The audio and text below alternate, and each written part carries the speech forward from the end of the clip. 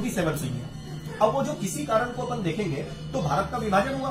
भारत के विभाजन के पहले इंडियन गवर्नमेंट एक्ट 1935 से हम सब रेगुलेट होते थे और इंडियन गवर्नमेंट एक्ट 1935 जो है वो इस बात को बहुत स्थिर रूप से बताता है कि कौन भारत का नागरिक हो सकता है।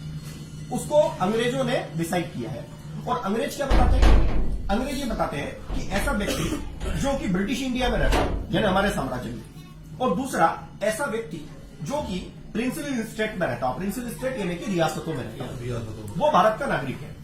अब भारत का दुर्भाग्य 1947 आया, किसी भी कारण से हो विभाजन हुआ, मुस्लिम लीग ने अलग देश मांगा हो या अंग्रेजों ने विभाजनकारी नीति अपनाई हो, 50 कारण बता सकते हैं, पर विभाजन हुआ है। विभाजन के बाद में ये डिसाइड हो गया था कि कुछ लोग जो है भारत के लोग वो भारत में रहेंगे, कुछ पाकिस्तान के लोग पाकिस्तान में रहेंगे, पर कुछ भारत के लोग पाकिस्तान जाएंगे और कुछ पाकिस्तान के लोग भारत में आएंगे। ऐसी परिस्थितियों में उनके आवागमन को लेकर के कोई एक तारीख डिसाइड करना पड़ेगी। वो तारीख डिसाइड की थी। तारीख कौन सी डिसाइड की? तो 19 जुलाई 1948, 19 जुलाई 1948 तक जो भी बंदे पाकिस्तान से भारत आ जाएंगे उनसे कोई कागज नहीं मांगा जाएगा, जो भारत से पाकिस्तान पहुंच जाएगा उनसे भी कोई कागज नहीं मांगा जाएगा और इस आधार पर नागरिकता सेट हो जाएगी। लेकिन 19 जुलाई 1948 के बाद क्या होगा? तो 19 जुलाई 1948 के बाद में यह डिसाइड किया गया कि जो भी व्यक्ति आएगा वो नेशनल रजिस्टर ऑफ सिटीजनशिप के सामने अपनी एप्लीकेशन देगा। एप्लीकेशन देखी जाएगी, अगर वो उचित होगी तो फिर उसका ग्राह्य करेगा, अन्यथा उसको माफ कर दिया जाएगा, मतलब उसको समाप्त कर दिया जाएगा और उसको नागरिकता नहीं मिलेगी। और इसके द्वारा हर वर्ष कम से कम 300-350 लोगों को भारत की नागरिकता दी जाती है। उसमें से आपको ध्यान में आएगा कि पाकिस्तान के कई सारे मुस्लिमों को भी दी जाती है। अदनान सामी एक उदाहरण, अदनान सामी उसका एक उदाहरण है। अब अपन चल गए हैं थोड़ा सा और पास में कि ये सिटीजनशिप अमेंडमेंट एक्ट की क्या जरूरत पड़ गई अगर सिटीजनशिप एक्ट पहले से ही था तो अमेंडमेंट की बहुत छोटी सी मात्रा में आवश्यकता पड़ी। तो जैसा बताया कि 1948 के अंदर में जो आ जाएगा उसको यहां का नागरिक मान लिया जाएगा, उसके बाद में आएगा तो एप्लीकेशन देना पड़ेगी। लेकिन उसके साथ में भारत की क्षेत्र से कुछ छूटें दी गई थी। छूट देने का एक कारण था। कारण यह था कि नेहरू और लियाकत समझौता हुआ था। क्या है नेहरू लियाकत समझौता, आप बता सकते हो क्या? तो नेहरू लियाकत समझौता यह है कि यह भी तय हो गया था कि बहुत सारे लोग जो है वो भारत आना चाहते पर आ नहीं पा रहे। किस कारण नहीं आ पा रहे?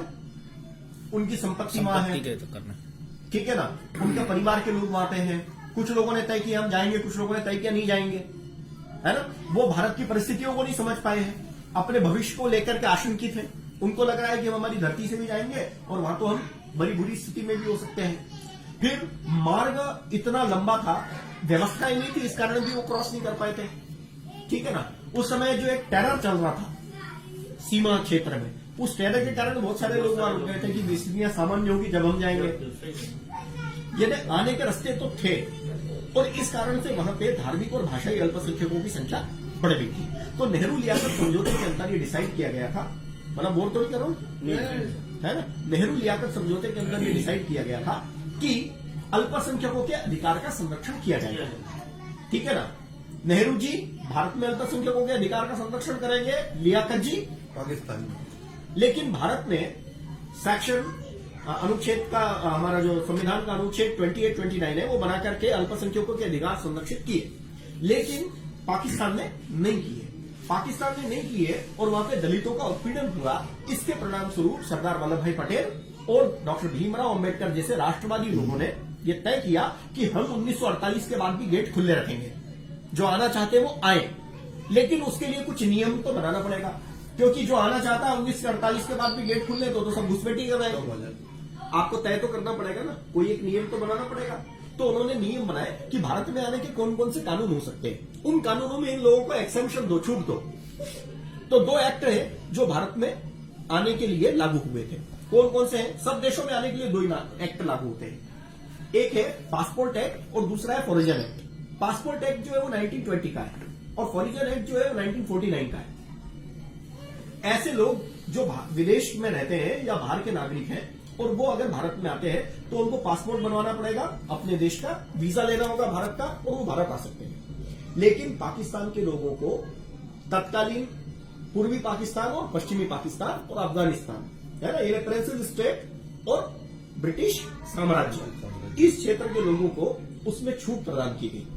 छूट क्या है? तो वो सेक्शन, अगर आपने अनुच्छेद 6 पढ़ा हो तो उसमें स्पष्ट रूप से संविधान में दिया हुआ है कि वहां से विस्थापित होने वाले लोगों को बाद में भी नागरिकता देंगे हम।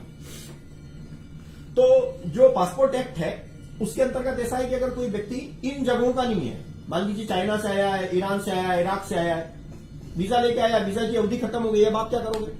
या भारत की गवर्नमेंट क्या करेगी? उनको बाहर करेगी, या फिर उनके बाद क्रिमिनल कॉन्स्पिरेंसी होगी उनके ऊपर, उनको डिटेन किया जाएगा, उनको बंद कर देंगे जेल में कि तुम क्यों नहीं गए यहां से, या तो अपने देश वापस जाओ, नहीं तो हमारे देश की जेल में रहो, तुमको हम नागरिक के रूप में नहीं रहने देंगे। लेकिन अगर कोई व्यक्ति पाकिस्तान से वीजा या पाकिस्तान से पासपोर्ट लेकर के बनवा करके आया है, या किसी तरह का भी परमिट लेकर के आया है, वो अफगानिस्तान में परमिट चलता है, वहां पासपोर्ट नहीं होता है, परमिट लेकर के आया है, अब क्यों आएगा व्यक्ति पाकिस्तान से भारत बाद में? तो उसने बोला कि मेरे को गंगा स्नान करना है, या उसने बोला मेरे को कुंभ का जाना है, या उसने बोला कि मेरे को 4 धाम की यात्रा करना है, कोई सिख आया उसने बोला मेरे को पटना साहब के दर्शन करना है, और वो फंस गया वीजा अवधि समाप्त होने के बाद में कि अबे तो नहीं जाऊं, यहां गंगा में डूबने मरूंगा मैं, अब तो कतई नहीं जाऊंगा। तो भारत की स्टेट जो है उसको एग्जम्पशन देती है इंडियन पासपोर्ट एक्ट में, वो न जाना चाहे तो न जाए। और ये व्यवस्था कब दी है?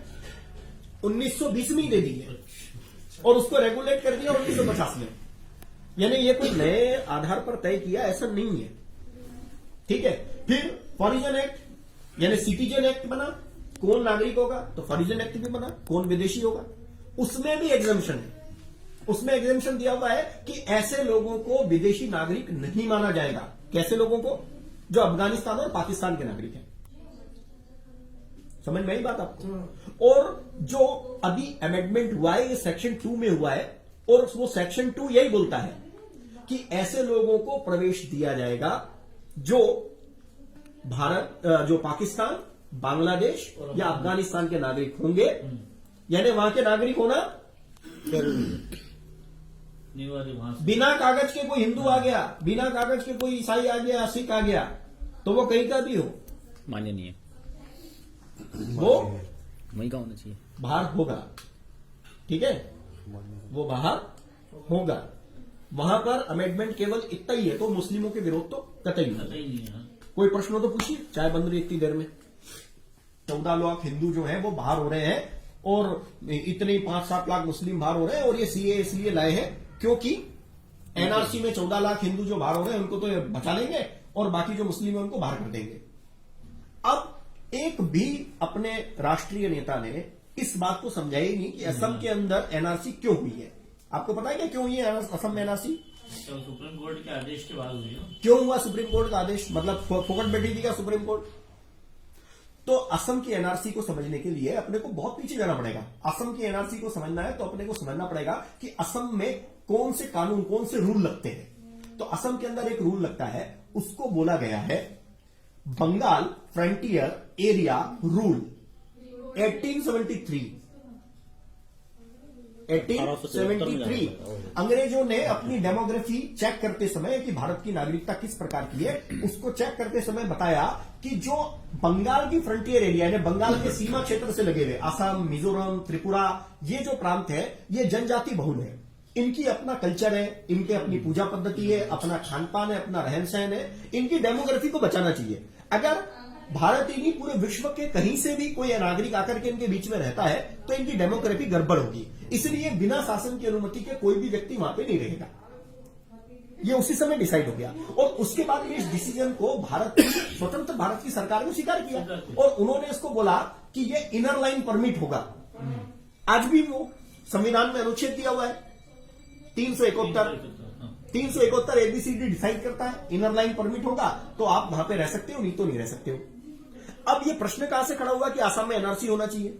एनआरसी यहां से होना चाहिए कि जब 1971 के अंदर बांग्लादेश बना, उस बांग्लादेश के अंदर से बहुत सारे लोग विस्थापित हुए, हिंदू भी हुए, मुस्लिम भी हुए, सिख भी हुए, ईसाई भी हुए, नानाविध लोग विस्थापित हुए। और ये जो विस्थापित लोग थे ये कहां गए? तो नियर बाय पास के क्षेत्रों में जाएंगे। तो नियर बाय कहां पहुंचे वो? असम में, मिजोरम में, त्रिपुरा में। वहां के लोगों ने एक्सेप्ट नहीं किया, उन्होंने बोला हमारी डेमोग्राफी खराब होगी, हमारे यहां तो इनर लाइन है, आप इनको बाहर कीजिए। लेकिन वहां की भारत सरकार उस समय ये डिसाइड नहीं कर पा रही थी कि इनको बाहर कैसे करें। ये तो विस्थापित है, इनको वहां भेजेंगे तो प्रॉब्लम हो जाएगी। ये तो वास्तव में शरण लेने ही आए यहाँ पे, ठीक है ना। और हमारे यहाँ पे 2 एक्ट पहले से लागू है, हम इनको भगा नहीं सकते। इनको नागरिकता देंगे। अब नागरिकता देंगे तो उनने बोल दिया हमारे यहाँ इतनी दोगे, क्योंकि हमारे यहाँ स्पेशल एक्ट है, आप वायलेशन नहीं कर सकते हो संविधान का। तो वहां की एक स्टूडेंट यूनियन है आसू, आसाम स्टूडेंट यूनियन, वो कहां गई? Supreme court. और उसने क्या जाके बोला, इनर लाइन एक्ट का उल्लंघन है, इन सबको बाहर करो। माननीय न्यायालय ने विचारण किया और उन्होंने बोला बिल्कुल ठीक बात है, इनको बाहर करो। जब बाहर किया गया तो वहां पे एक प्रश्न बहुत महत्वपूर्ण खड़ा हुआ है, वहां सिटीजनशिप देख के बाहर नहीं किया गया है, वहां डोमिसाइल देख करके बाहर किया गया है। आप सिटीजनशिप और डोमिसाइल को समझते हो क्या होती है?